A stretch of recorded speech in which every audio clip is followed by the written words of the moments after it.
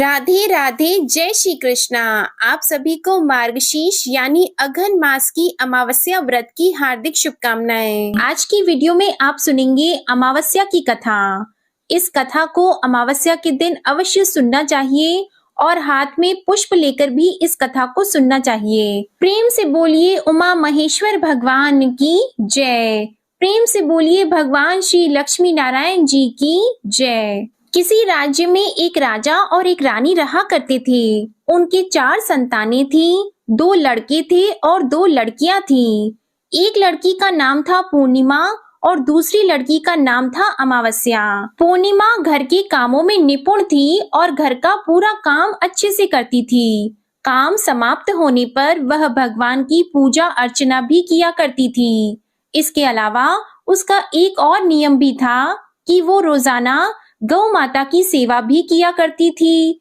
वहीं उसकी दूसरी बहन अमावस्या ना तो घर का कोई काम करती थी और ना ही उसका कोई पूजा पाठ में रुचि थी और न ही वो कभी गौ माता की सेवा किया करती।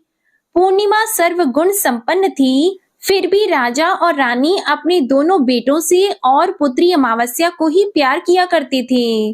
वह पूर्णिमा को ज्यादा नहीं चाहते थे, उसके साथ भेदभाव करते थे। समय के साथ राजा की चारों संतानें बड़ी हो रही थी। जब वे बड़े हो गए तो राजा ने अपने दोनों पुत्रों का विवाह योग्य कन्याओं के साथ करवा दिया। इसके बाद रानी ने राजा से कहा कि हे राजन, अब दोनों पुत्रियों का विवाह भी करवा दो, वह भी विवाह योग्य हो गई है। लेकिन आप ऐसा करना कि पुत्री अमावस्या का विवाह किसी बड़े खानदान में कराना और पूर्णिमा का विवाह किसी गरीब परिवार में कराना, क्योंकि पूर्णिमा को तो केवल भगवान की पूजा पाठ और घर के काम काज करना पसंद है और साथ ही उसे गाय की सेवा करना भी बहुत पसंद है। गरीब घर में होगी तो इसके सारे काम हो जाएंगे और अमावस्या को कुछ करना पसंद नहीं है, इसके लिए बड़ा राजघराना देखना ताकि उसे कोई काम ना करना पड़े। तो रानी की बात सुनकर राजा ने कहा ठीक है और वह अपनी पुत्रियों के लिए रिश्ता ढूंढने के लिए निकल पड़े। राजा अपने पड़ोसी राज्य में जाकर वहां के राजा के पुत्र से अमावस्या का रिश्ता तय कर देते हैं और वहीं पास ही के गांव में जाकर एक गरीब परिवार के लड़के से पुत्री पूर्णिमा का रिश्ता भी तय कर देते हैं।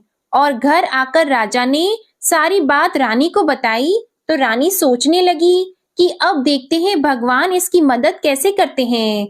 यह तो बहुत ही पूजा पाठ करती है और भगवान में सदा ही मगन रहती है। तो पूर्णिमा का भाई और भाभी पूर्णिमा से बहुत ही प्यार करते थे, क्योंकि पूर्णिमा उनके घर के कामों में उनका साथ देती थी, हर काम में उसका हाथ बटाती थी, जबकि अमावस्या अपने भाई भाभी की कोई सहायता नहीं करती थी, उन पर अपना रोब जमाती थी और न ही कोई घर का कार्य करती थी। ऐसा करते करते कई महीने बीत गए। अमावस्या और पूर्णिमा दोनों का विवाह हो गया। राजा और रानी ने अपनी दोनों बेटियों की विदाई कर दी। विदाई करते समय राजा और रानी ने अमावस्या बेटी को खूब सारी धन दौलत देकर विदा किया और पूर्णिमा को कुछ भी नहीं दिया, खाली हाथ अपने घर से विदा कर दिया। इसके बाद दोनों बहनें अपने अपने ससुराल चली गईं। कुछ दिन बीत गए। एक दिन अमावस्या अपने घर पर शिवजी की कथा रखती है, जिसमें वह सभी गांव वालों को निमंत्रण भेजती है, पर अपनी बहन पूर्णिमा को नहीं बुलाती। जब गांव की सभी औरतें अमावस्या के यहाँ जाती हैं, तो उन्हें इस तरह से जाता हुआ देखकर पूर्णिमा उनसे पूछती है कि आप सब इस तरह से तैयार होकर कहाँ जा रही हैं? तो वे औरतें पूर्णिमा से कहती हैं कि तुम्हारी बहन के यहाँ शिवजी की कथा रखी है, क्या तुम वहां पर नहीं जाओगी? तो पूर्णिमा कहती है कि मुझे तो मेरी बहन ने निमंत्रण भी नहीं भेजा, तो मैं नहीं जा सकती। तभी गांव की औरतें पूर्णिमा से कहती हैं कि बुलावा नहीं आया तो क्या हुआ, तुम्हारी बहन है, भूल गई होगी। यह तो भगवान शिव की कथा है, सुनने जाने में क्या हर्ज है। हम तो कहती हैं कि तुम हमारे साथ चलो। तो पूर्णिमा गांव की औरतों की बात मानकर उनके साथ भगवान शिव की कथा सुनने के लिए अमावस्या के घर चली जाती हैं। जब अमावस्या की नजर पूर्णिमा पर पड़ती है तो वह कहती है कि पूर्णिमा, तुम यहाँ कैसे चली आई? मैंने तो तुम्हें बुलाया ही नहीं। खैर कोई बात नहीं, तुम आ ही गई हो तो चुपचाप बैठी रहना और मेरे यहाँ रिश्तेदारों को यह भूलकर भी मत बताना कि तुम मेरी बहन हो। यह कहते हुए अमावस्या ने अपनी बहन पूर्णिमा की गरीबी का मजाक उड़ाया। तो यह सब सुनकर पूर्णिमा की आंखों में आंसू आ गए और उसने रोते रोते मन ही मन भगवान शिव से विनती करते हुए कहती है कि हे भगवान, क्या पूजा पाठ करना गलत है? गौ माता की सेवा करना गलत है? आखिर मेरी क्या गलती थी जो इस तरह मेरी गरीबी को मेरा बार बार मजाक बनाया जा रहा है? आप अपनी कृपा दृष्टि मुझ पर कब बनाएंगे? तब पूर्णिमा वहां पर बैठी बैठी यही बार बार कहती रहती है। इतने में ही शिव कथा पूरी हो जाती है और अमावस्या भगवान का प्रसाद बांटने लगती है। वह सभी लोगों को प्रसाद दे देती है, लेकिन अपनी बहन पूर्णिमा को प्रसाद नहीं देती। पूर्णिमा बड़े ही दुखी मन से बिना प्रसाद लिए अपने घर लौट जाती है। पूरे रास्ते वह यही सोच रही थी कि घर पर अगर बच्चे उससे कथा का प्रसाद मांगेंगे तो मैं उनसे क्या कहूंगी, और यह भी सोच रही थी कि मायके अपने भाई और भौजाई के यहाँ जाऊंगी तो वहां जाते हुए वहां के बच्चों के लिए भी कुछ लेकर जाना था। तो ऐसा सोचते हुए वह अपने घर लौट आई। घर वापस लौटकर आने के बाद में उसने अपने पति और बच्चों से कहा कि मैं कुछ समय के लिए अपने मायके जा रही हूँ। तो पति ने कहा ठीक है, चली जाओ। तो थोड़ी देर बाद में पूर्णिमा अपने मायके के लिए रवाना हो गई। चलते चलते रास्ते में एक चबूतरा आया जिस पर तुलसी का पौधा लगा था। उस चबूतरे पर एक बूढ़ी अम्मा बैठी थी। वह कोई और नहीं, साक्षात तुलसी माता थी। उस बूढ़ी माता ने पूर्णिमा से कहा कि बिटिया, तुम कौन हो और कहाँ जा रही हो? तो पूर्णिमा अपना परिचय देते हुए कहती है कि माँ, मैं अपने मायके जा रही हूँ। तो बूढ़ी औरत ने पूर्णिमा से कहा कि बेटी, यहाँ तुलसी का पौधा सूख रहा है, इसमें थोड़ा सा पानी डाल दो और इस चबूतरे को साफ कर दो, जिससे मुझे थोड़ी ठंडक मिलेगी। तो पूर्णिमा ने कहा कि ठीक है माँ, मैं तुलसी के पौधे में पानी डाल देती हूँ और यहाँ की साफ सफाई भी कर देती हूँ। तो पूर्णिमा ने साफ सफाई करने के बाद बूढ़ी अम्मा को भी नहला दिया। बूढ़ी अम्मा की सेवा भी की, उनके पैर दबाए, हाथ पैरों में तेल की मालिश की, कंघी की और फिर पूछा कि माँ, मैं आपकी क्या सेवा करूँ? कोई और काम हो तो बता दीजिए, मैं कर दूंगी। तो बूढ़ी अम्मा कहती है कि बेटा, अब कोई काम नहीं, तुम अपने मायके जाओ और वापस आते समय मुझसे फिर मिलती जाना। तो पूर्णिमा ने बूढ़ी अम्मा से कहा ठीक है माँ जी, अब मैं जाती हूँ, लौट के आऊंगी तो तुमसे मिलकर जरूर जाऊंगी। ऐसा कहकर पूर्णिमा वहां से चल पड़ी। कुछ समय आगे चलने के बाद में एक शिव मंदिर आया। वहां पर उसे एक बूढ़े बाबा मिले थे जो मंदिर के बाहर बैठे थे। वह भी कोई और नहीं थे, भगवान भोलेनाथ स्वयं थे। बूढ़े बाबा ने पूर्णिमा से कहा कि बिटिया, तुम कौन हो और कहाँ जा रही हो? तो पूर्णिमा ने अपना सारा परिचय देते हुए कहा कि बूढ़े बाबा, आज मैं अपने मायके जा रही हूँ। तो बूढ़े बाबा ने कहा कि बेटा, मैं तो बूढ़ा हो चला हूँ और मेरी आंखों की रोशनी भी ढंग से काम नहीं करती।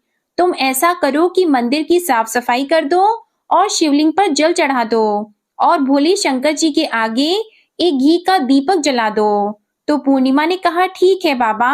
यह कहकर पूर्णिमा ने शिव मंदिर की सफाई कर दी और भोले शंकर जी की विधिवत पूजा करते हुए बूढ़े बाबा से कहा कि बाबा, कोई और काम हो तो बताइए। तब बूढ़े बाबा ने कहा नहीं बेटी, अब तुम जाओ, वापस आते वक्त मुझसे मिलते हुए जाना। तो पूर्णिमा ने कहा ठीक है बाबा, अब मैं जाती हूँ, आते हुए तुमसे जरूर मिलकर जाऊंगी। तो ऐसा कहकर वह वहां से आगे चल पड़ी। आगे चलते चलते पूर्णिमा को एक काली माता का मंदिर दिखाई दिया। वहां पर भी एक बूढ़ी अम्मा चबूतरे पर बैठी हुई थी। तो उस बूढ़ी औरत ने पूर्णिमा से कहा कि बेटी, तुम कौन हो और कहाँ जा रही हो? तो पूर्णिमा ने उस बूढ़ी औरत को भी अपना सारा परिचय दिया और बताया कि मैं अपने मायके जा रही हूँ।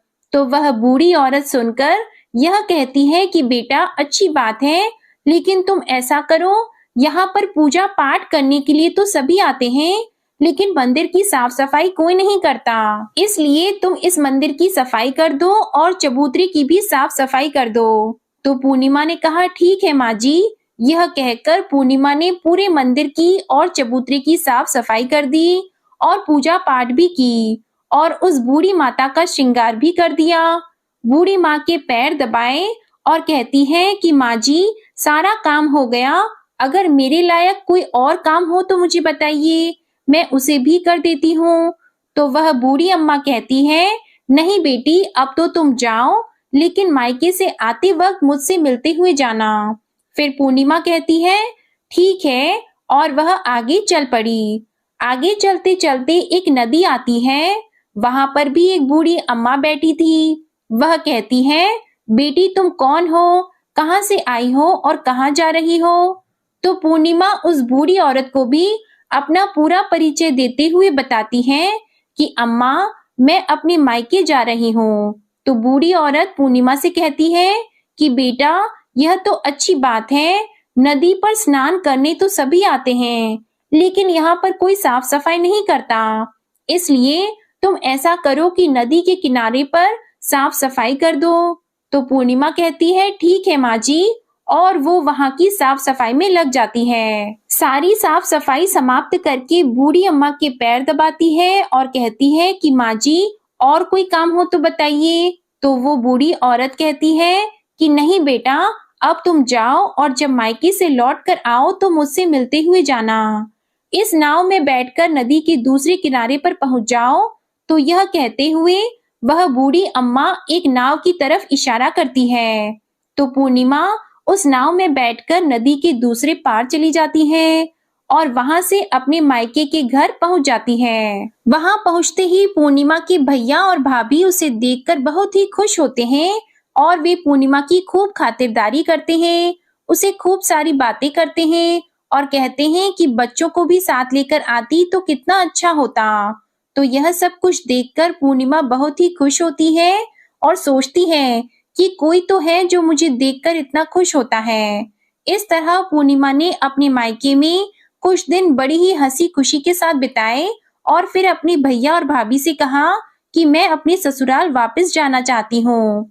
तो उसकी भाभी ने उसके लिए एक बहुत ही सुंदर साड़ी दी और बच्चों के लिए थैला भरकर कपड़े, मिठाई और खिलौने दिए और साथ ही रास्ते में खाने पीने के लिए भी कुछ चीजें रखी और कहा कि तुम तो बहुत ही दिनों के बाद आती हो, अब की बार बहुत ही जल्दी हमसे मिलने के लिए दोबारा आना। यह कहते हुए पूर्णिमा की भाभी ने पूर्णिमा के हाथ में वो थैला दे दिया और बड़ी ही हंसी खुशी से उसे विदा किया। इस तरह पूर्णिमा अपने ससुराल के लिए रवाना हो गई और उसी नदी के किनारे पहुंची और नाव में बैठकर दूसरे किनारे पर उतर गई। वहां उतरने के बाद वहां पर उसे वही बूढ़ी अम्मा मिली जो साक्षात गंगा मैया थी। उस बूढ़ी अम्मा ने पूर्णिमा को एक थैला दिया और कहा कि तुम इसे घर जाकर ही खोलना। अब पूर्णिमा के पास दो थैले हो गए, एक तो उसकी भाभी ने दिया था और दूसरा गंगा मैया ने दिया। तो उन दोनों थैलों को लेकर जब वो आगे चल पड़ी, चलते चलते फिर वही काली माता का मंदिर आया। वहां चबूतरे पर बूढ़ी अम्मा बैठी हुई थी जो साक्षात काली माता थी। बूढ़ी अम्मा के रूप में बैठी काली माता ने जब पूर्णिमा को आते हुए देखा तो कहा कि आ गई बेटा। तो पूर्णिमा ने कहा कि हाँ माँ जी, मैं आ गई, मैंने आपसे कहा था कि मैं आते हुए आपसे जरूर मिलकर जाऊंगी। तो काली माता ने भी उसे एक थैला दिया और कहा कि तुम यह थैला अपने घर जाकर खोलना। अब तो पूर्णिमा के पास 3 थैले हो गए। तीनों थैले लेकर पूर्णिमा वहां से चल पड़ी। चलते चलते शिवजी का मंदिर आया जहां बूढ़े बाबा के रूप में स्वयं शिवजी विराजमान थे। बूढ़े बाबा ने पूर्णिमा से कहा कि बेटी आ गई। तो पूर्णिमा ने कहा हाँ बाबा, मैं आ गई। तो उन बूढ़े बाबा ने भी पूर्णिमा को एक थैला दिया और कहा कि बेटा तुम इस थैले को अपने घर जाकर ही खोलना। तो पूर्णिमा ने कहा कि ठीक है बाबा, और यह कहकर पूर्णिमा वहां से चल पड़ी। अब पूर्णिमा के पास 4 थैले हो गए। अब पूर्णिमा 4 थैलों को एक साथ कैसे लेकर जाती, तो उसने अपनी एक पुरानी साड़ी निकाली और सारे थैलों को उस साड़ी में रखकर बांध लिया। एक गठरी बनाकर सिर पर रखकर वो रवाना हो गई। चलते चलते उसे फिर रास्ते में तुलसी माता बूढ़ी अम्मा के रूप में मिलती है और कहती है कि पूर्णिमा तुम आ गई। तो पूर्णिमा कहती है कि हाँ माँ जी, मैं आ गई। मैंने आपसे कहा था कि मैं आते हुए जरूर मिलकर जाऊंगी। तो वह बूढ़ी अम्मा कहती है कि बेटा, मैं तो तेरी ही राह देख रही थी। ना जाने कितने दिन हो गए तुम्हें गए हुए। तुमने अच्छा किया जो मुझसे मिलने के लिए आ गई। यह कहते हुए बूढ़ी अम्मा उसे एक थैला देती है और कहती है कि बेटा, यह थैला ले जाओ और अपने घर जाकर ही खोलना।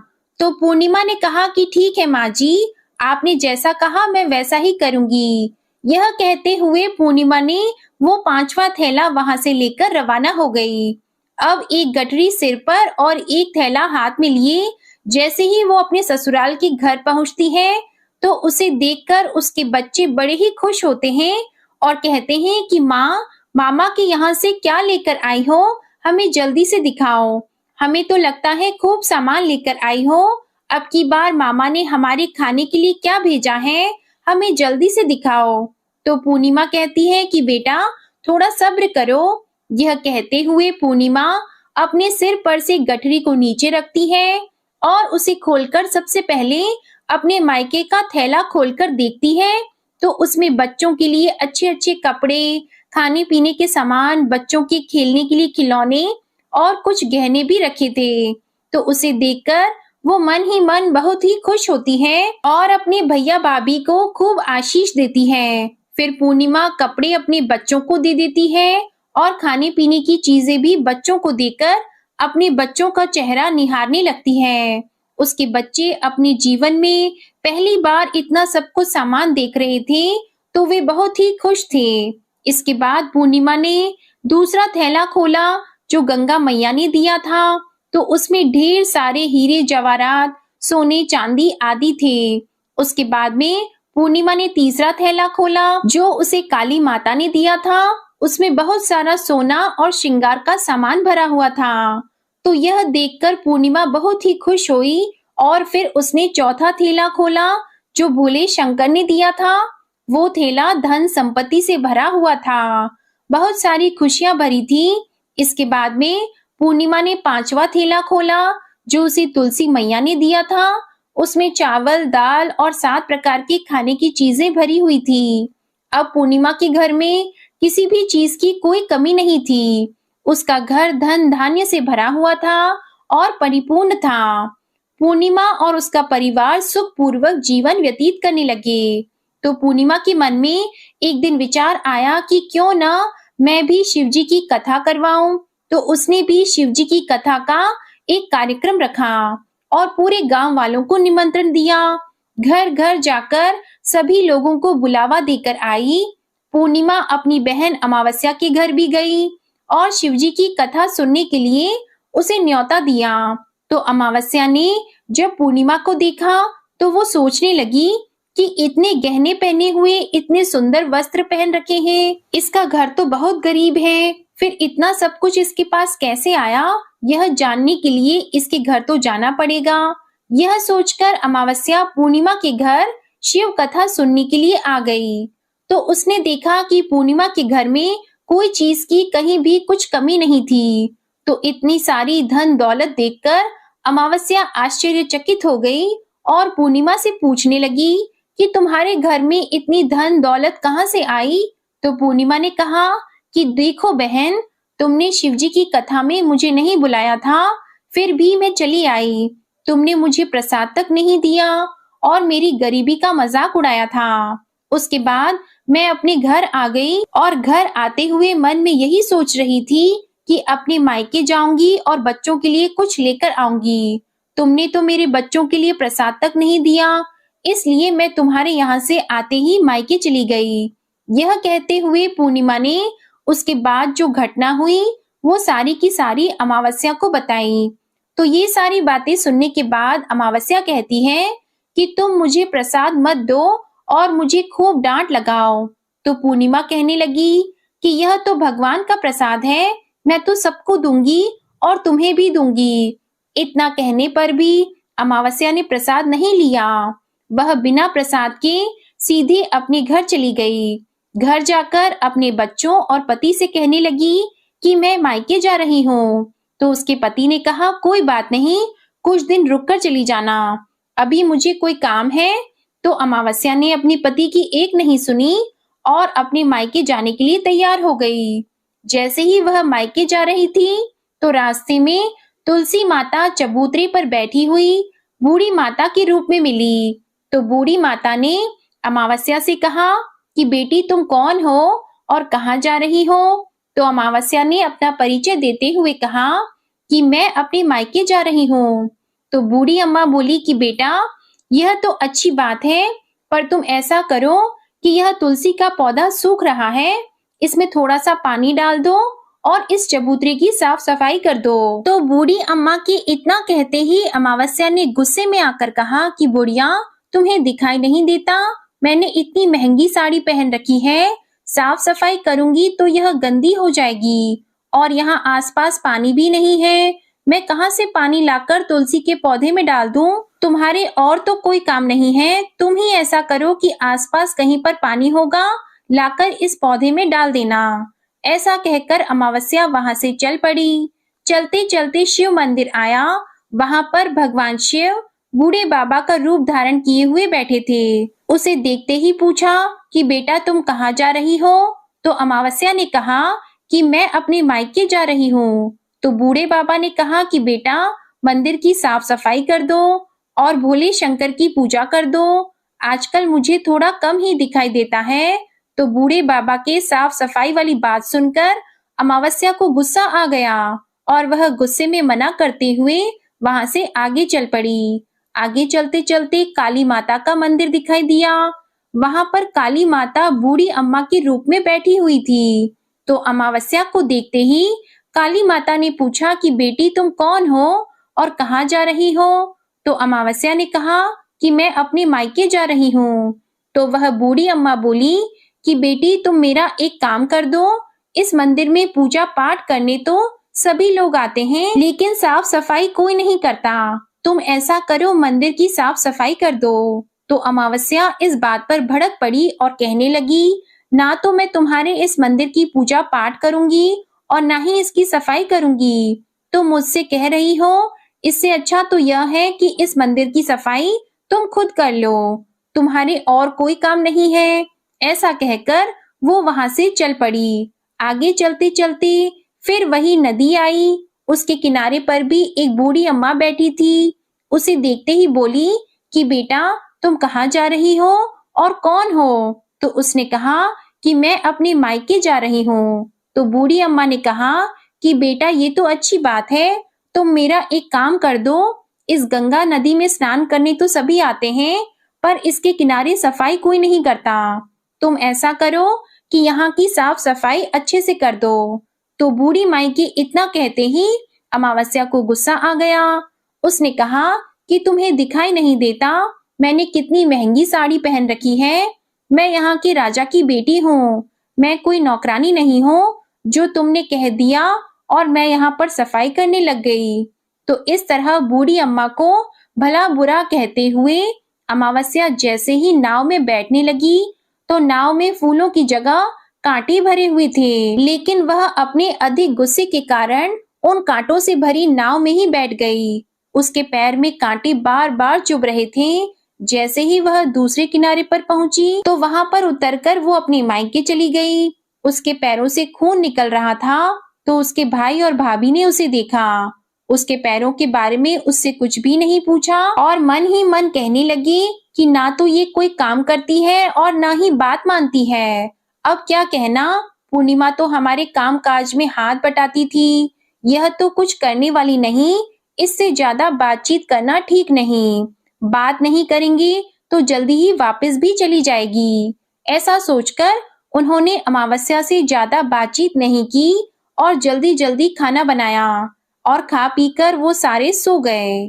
अमावस्या जब सुबह उठी तो उसने अपनी भाभीयों से कहा कि भाभी मैं ससुराल जा रही हूँ। तो उन्होंने कहा ठीक है जाओ।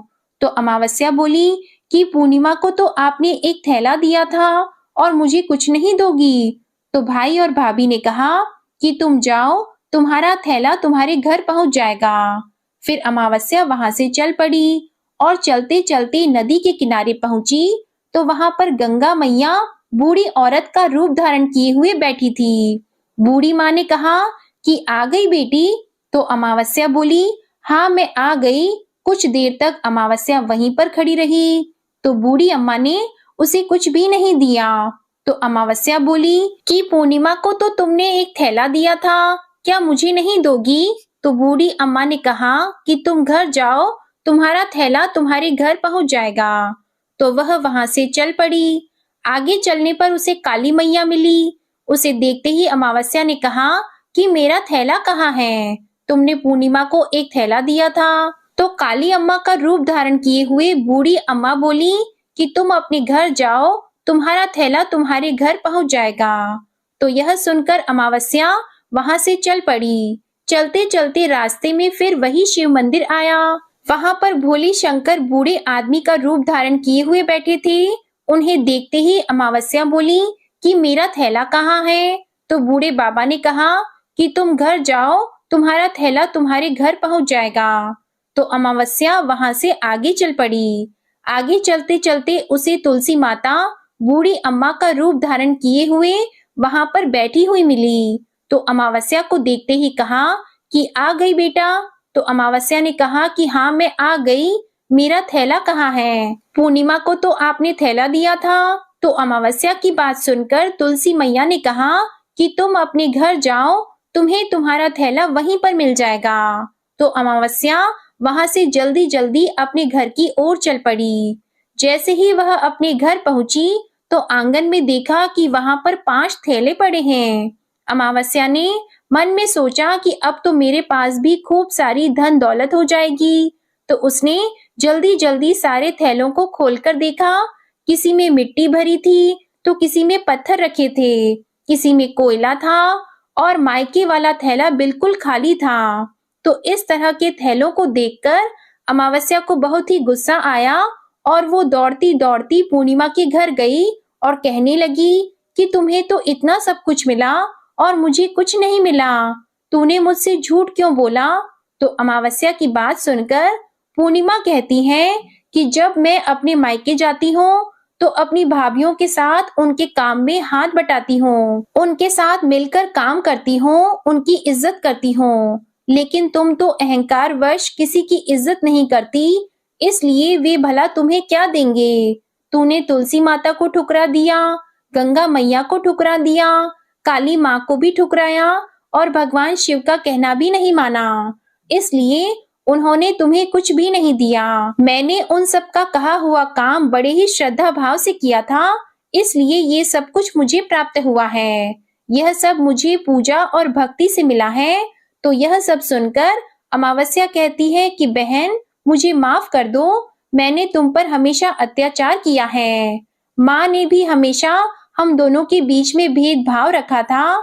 आज मेरी आंखें खुल गई हैं, मुझे कुछ नहीं मिला, कोई बात नहीं, पर मैं भी भगवान की भक्ति करना चाहती हूँ और भगवान की भक्ति करके सब कुछ प्राप्त कर लूंगी। इन सब चीजों का रहस्य बताओ। तो पूर्णिमा कहने लगी कि तुम 3 सूत्र का ज्ञान ले लो और उसकी कथा करना।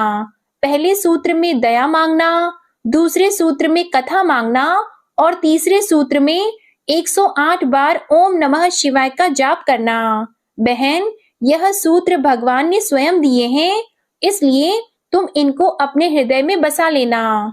मैंने भी इन 3 सूत्रों को अपने जीवन में अपनाए थे और सच्चे मन से भगवान की भक्ति और पूजा पाठ की थी। तभी तो मुझे इतने गरीब घर में ब्याहने के बाद भी आज मेरे पास सब कुछ है और तुम्हारा एक अमीर घराने में विवाह होने के बाद भी आज सब कुछ नष्ट हो गया है।